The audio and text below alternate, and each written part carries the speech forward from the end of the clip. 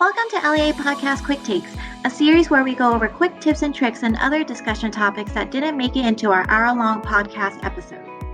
Today's topic is on rebranding non-analytical KSAs. KSA stands for Knowledge, Skills, and Attributes. These can be obtained through active, intentional learning or passively as you go through life and experience new things. There is no one correct way to become a law enforcement analyst. Programs such as Excel or ArcGIS can be taught, but an analytical mind can be acquired and honed through different areas of practice and study, not just through criminal justice or analysis programs. For example, someone who has studied finance or accounting may bring a more unique and insightful perspective to white-collar crimes than someone who only studied criminal justice alone.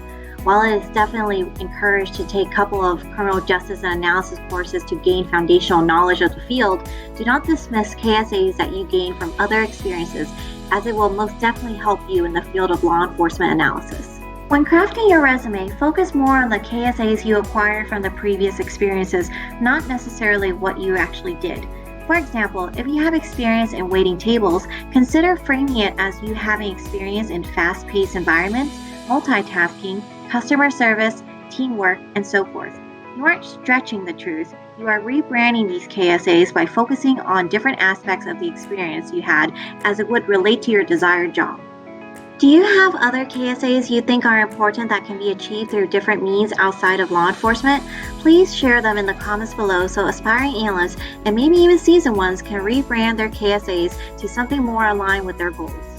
I'll start this off with a couple of skills I gained through one of my hobbies.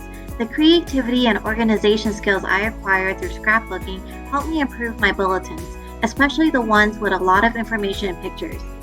Join me again next time as we expand further on this topic and talk about what everyday activities you can do to train your analytical mind.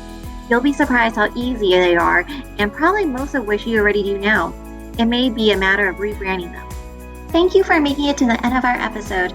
If you like this episode and want more, please give it a like and subscribe to our channel. We read all comments and feedback on our projects, so feel free to comment below or send us an email at laapodcast@gmail.com and check out our other work at laapodcast.com. Thanks everyone, and I'll see you next time.